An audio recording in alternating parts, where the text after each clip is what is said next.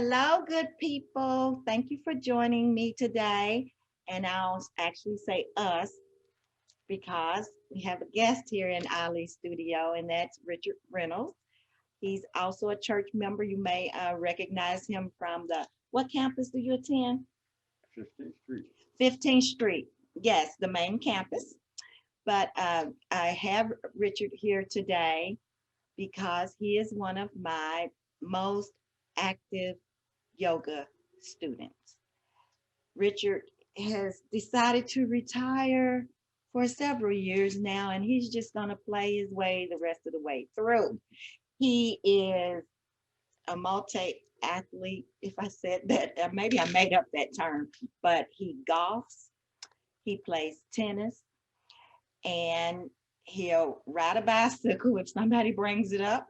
He'll walk. Oh, yeah, he'll walk, but he'll also ride a motorcycle sometimes. And, and I don't know what got into him, but he actually had been riding his motorcycle and can I tell the story? Sure. And laid it down. And, if you know what I'm talking about, he took a corner too close and he fell down to put the bike down, is what they call it. Broke his collarbone.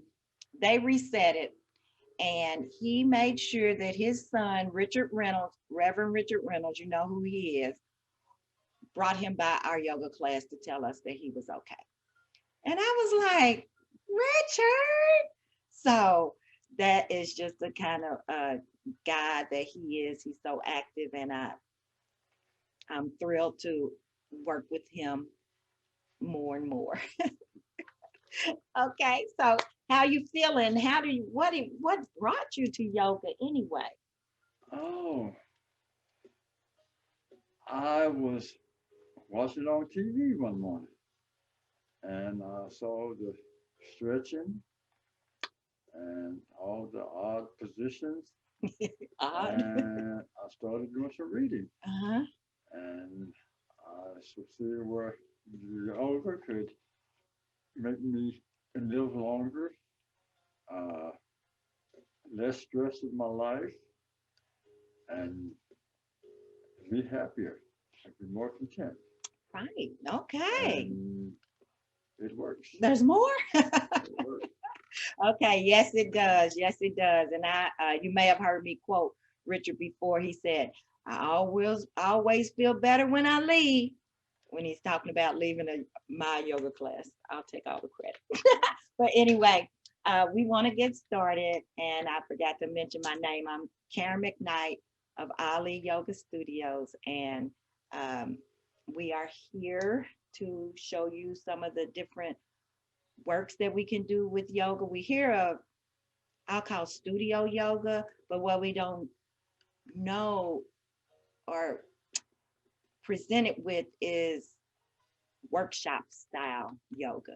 And that focuses in on certain muscles or certain poses more intensely. And what Richard and I will be doing today is working on some of the smaller muscles that are very foundational for us. Let's call them cornerstones, and you know what I mean. So we work on different body systems so that our body works better, and so that our temple is nice and fit for the Lord's presence.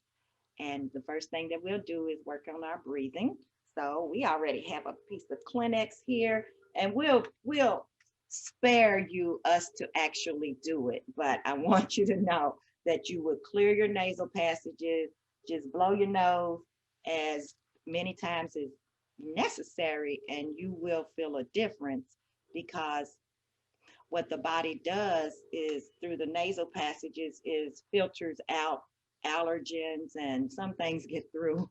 But what happens is that your body creates mucus, and you may walk around sniffing and not even think to blow your nose, but you used to tell your kids to do it, right? So you want to blow your nose. And now after you do that, we're going to do a little breathing so we can just throw our paper away, because we're staying nice and clean, right? And we can put our hand on our heart and then on our belly. And we're going to shut the rest of the world out, whether it's out of the room or out of the house. We want to focus and center in on our practice of yoga today. And together, let's breathe in. The breath moves the body. So you feel the front of the body, it'd be the chest and the belly as they expand. And then go ahead and breathe out, and you feel them collapse. And you know it's happening all the time. This, again, is a cornerstone of our health. And we're making it a part of our fitness by paying attention to it and increasing the organs involved, their strength. So go ahead and breathe in deeply through your nose, and it should be nice and smooth if you got a nice, um, if you cleaned your nose nicely. So go ahead and then exhale and bring it down. We will revisit this, but this is our opening. As we again breathe in, you can close your eyes. Notice around your neck and your shoulders what happens as you expand, and then go ahead and surrender into the exhale and feel what we will now call relaxation. Move around your neck and your shoulders. Feel your elbows getting closer to your body as you come into relaxation, okay? And you can go ahead and put your hands on your thighs, palms up, just whatever is comfortable for you. So now what we'll do is, let's see, which way are we going to go? We know prayer changes things, right? So let's add a little bit of more comfort and actually strength to our shoulders by coming into prayer position.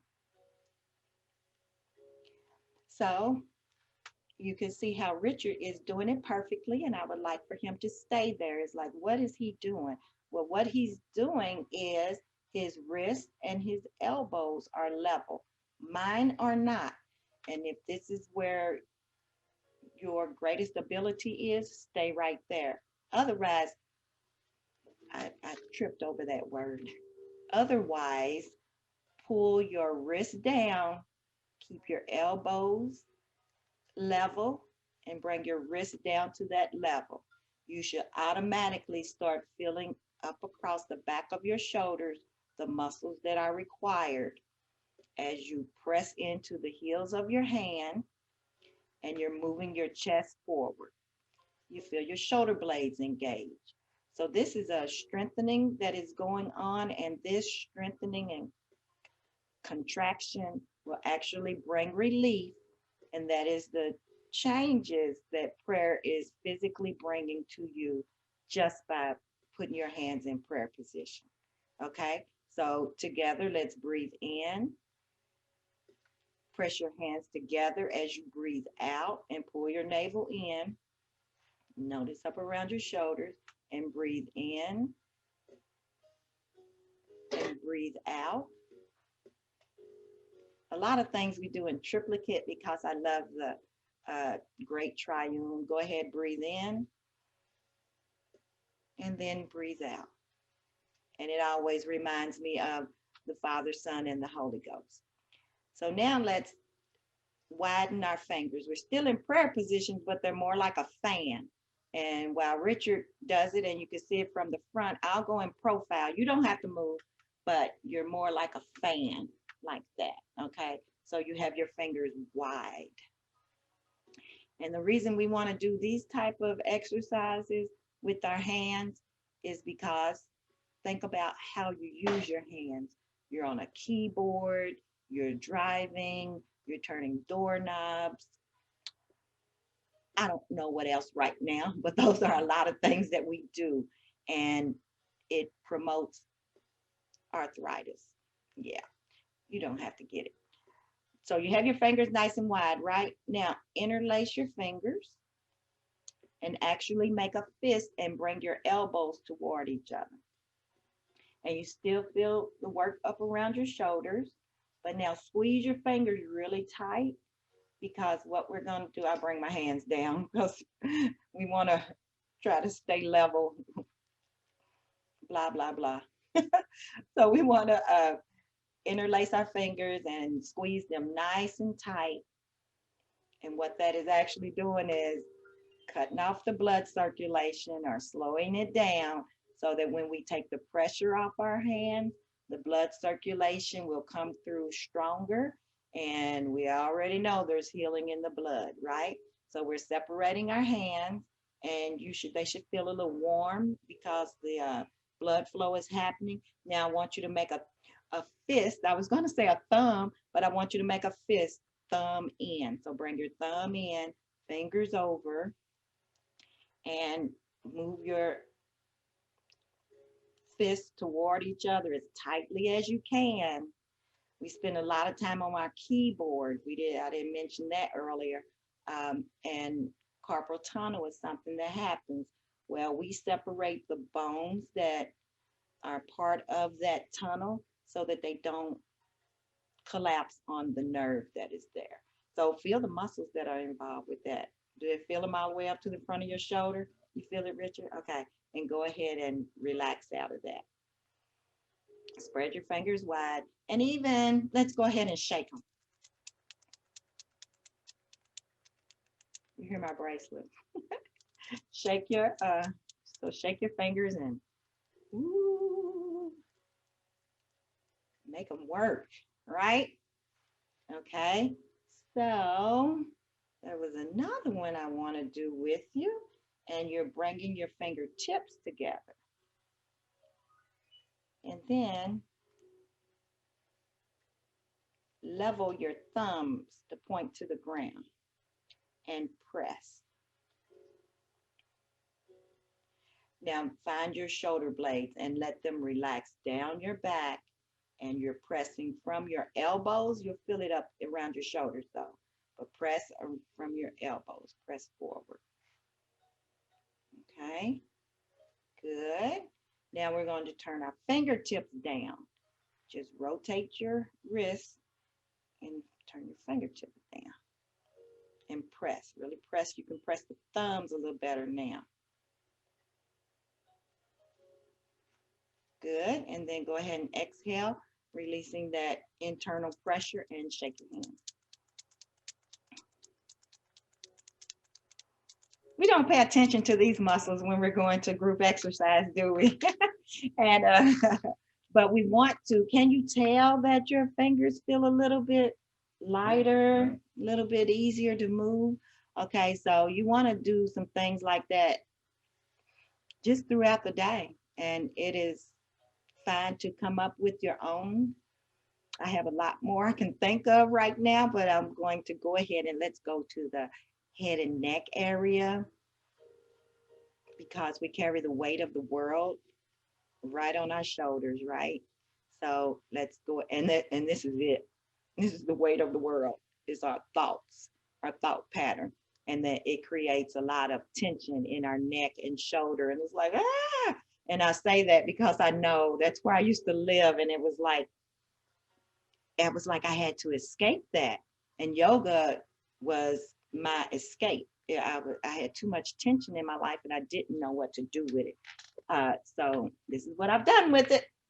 All right. So now what we're going to do is, let's go back to that fist that we had and rest your chin on that fist. Keep your chin rested, and now move your elbows up. And you can separate your hands. Yep. And your elbows are trying to move up by your ears. So whatever they do is fine. And then as you exhale and create the fist again, raise your chin up to the sky. Your chin is still resting on the fist, and try to bring your elbows together. Do you feel that in the back of your neck, Richard? Okay. So now press your chin down into your hands as they move and flatten out. And now you're trying to raise your elbows, stay in contact with your chin. Good. One more time. Chin up, head back. Push your chin up with your fist. Bring your elbows together as close as you can get them. And then as you inhale, push your chin into your fist. Go to lift your elbows, stay up on the chin. Excellent. And then just bring them down. Kind of like, what did we have the other day, Richard? We did some chicken wing work, right? So we're working on the shoulder blades, the neck. I hope you felt that. So now let's take this chin and we're using it to go clockwork. So turn to one side and you're going up and down the other side, down to your chest and then up. And you're leading with your chin. So that was 2 times. And bring it down. Stop at the number 6 and reverse it.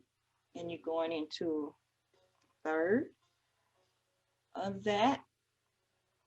And that makes the 3. And we're sitting up. Right. So now here's one that is really good for the relief of the stiffness that we create by being on the keyboard or playing the video games. And we call it turtle, because what we're going to do is lengthen our neck. Okay, so from our chin, where you can put your hands on your knees because we want our shoulders to stay where they are. So we're moving our chin forward. You can pull your shoulders back, but then pull your chin back. And we're trying to maintain our posture. So I'm going to show you the profile and I'll let Richard keep going forward and you'll see what's going on. Okay, so here we are. And together, we're going forward. Move your chin forward. Your neck is making the motion. And then as you exhale, bring the chin back without the use of your torso. And then inhale, move the chin forward, lengthen the neck forward like a turtle. And then exhale and bring the chin back like a turtle. Way back, double chin back. Okay, so we'll go for 4. So move the chin forward and come back. Okay, so you feel that up around your neck, Richard? Okay, and now let's lift and drop our shoulders. Lift, drop, lift, drop, lift, drop. Let them drop, drop, drop, drop, drop, drop. All right, so now we're going to move back to the chair for a few minutes. You see it back there, right?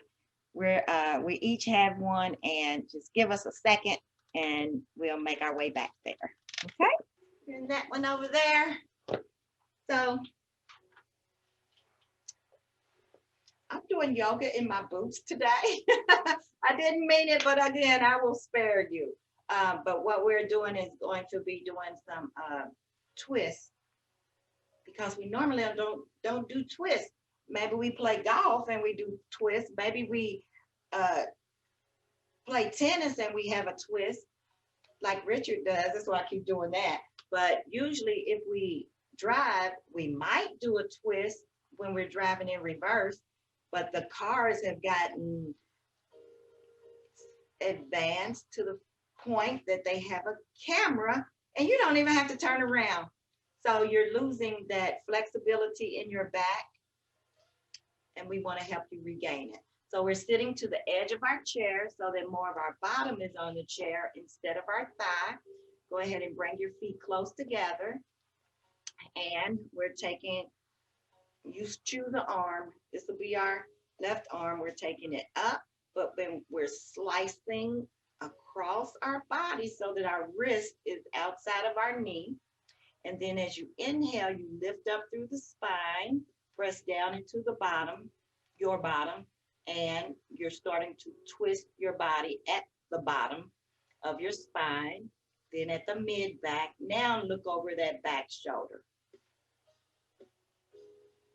You stay in this position and you can breathe 3 times, full breath. I'm turning around to make sure that you hear me, but you will notice that one lung is more available than the other, and that's because you're twisted. So really breathe into that available lung, okay? So now to come out of this pose, you turn your chin first. We're going to unwind from the top down. Your shoulders follow suit, and then at your waist, it follows suit. So go ahead and take the opposite arm up, come across the body, the back of the wrist attaches to the outside of the knee. That's an exhale. Then inhale as you lift up through the spine, pressing down into the seat, nice and strong. You've already begun your twist there at your waist. Pull your belly in to help more, and then at the mid back, and then look over your shoulder. Level your chin. You're doing this with as much ease as possible. Sometimes you might be a little shaky if your muscles are not as strong, but if you're just trying to wrench yourself all the way around, you don't want to do that.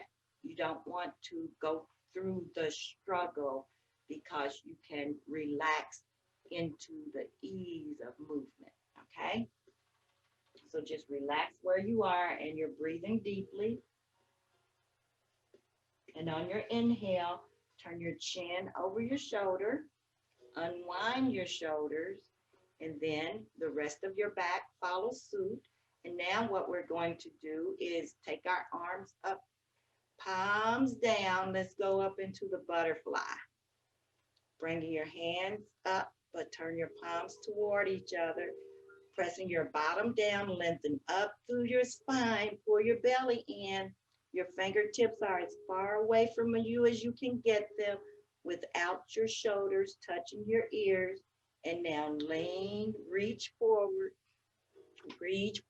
pull your belly in. It's as if someone has you by your wrist and you're reaching forward, reaching forward. Now relax your head down. It's not touching your chest. It's just relaxed down. Now bring head and shoulders and arms and torso up. On the inhale, turn your palms outward and exhale as you bring your hands down. Okay? So you can place your hands on your thumb. Place your hands on your thumbs.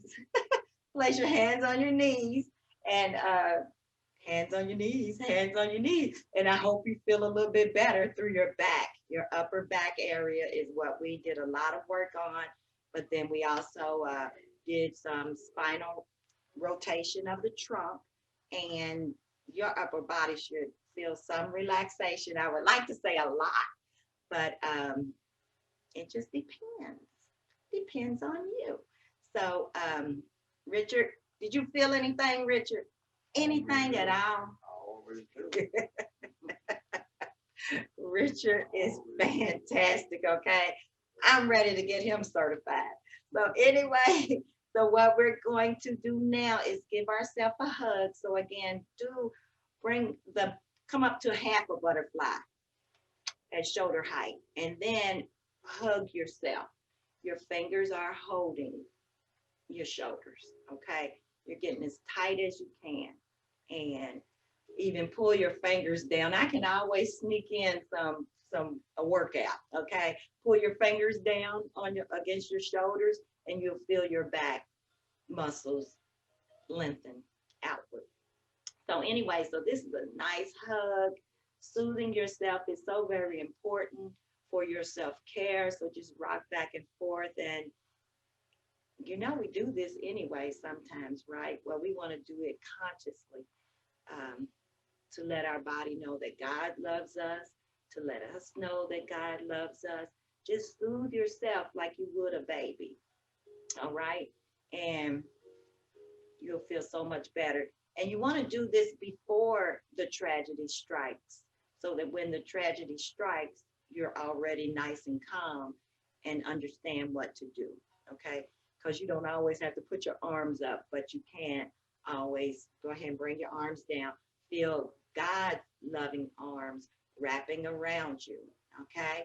So now what we want to do is go back to the breathing where we started, um, because with the breath being the last thing that God put into our body so that we could move, so that we could animate, the breath actually moves the body. We're going to get in touch with the Lord right there. Okay? Right there at that point. So you're welcome to close your eyes, and think of your breath as a trail of smoke that is traveling up your nasal passage. So go ahead and breathe in. Feel it, don't you, right? How about at the center of your forehead? Yeah, it's actually going to the crown of your head. You might not feel it, but then go ahead and exhale down. It is reversing its path. So now, not only does it go to the crown of your head, but we know we have pores all over our body, the ones we sweat out of. So there is an exchange that's going on. So understand that that energy of your breathing is going out the pores of your skull.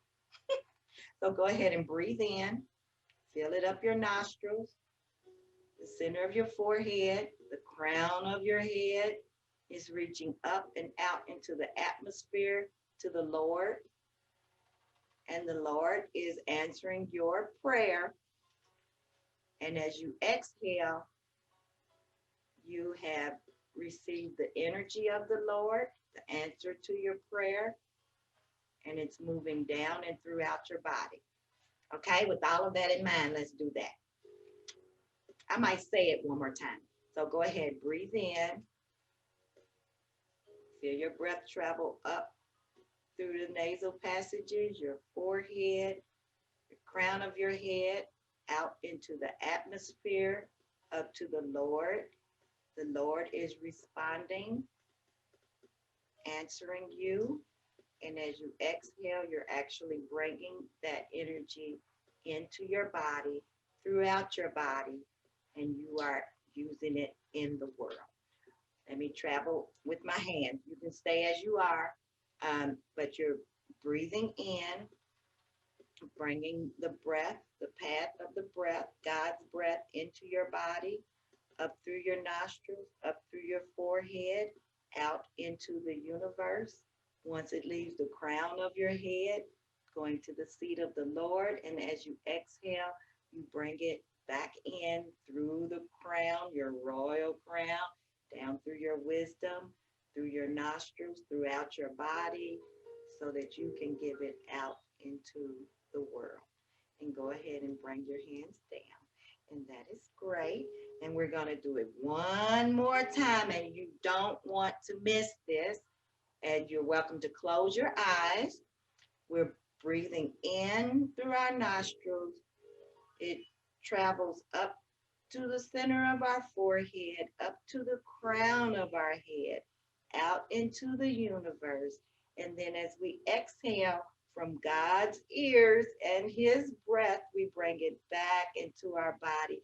We are energizing our mind, our body, our senses, and it's traveling throughout our body so that we can then pass it out to the world. So I hope you felt that and it felt good for you.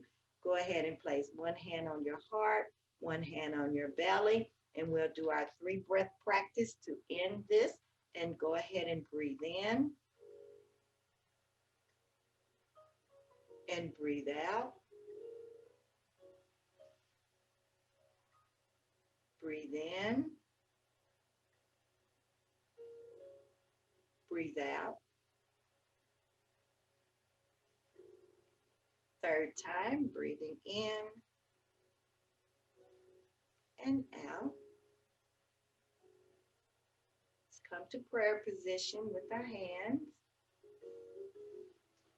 The divine in me recognizes and respects the divine in you and your place in the universe. That's the explanation of the word namaste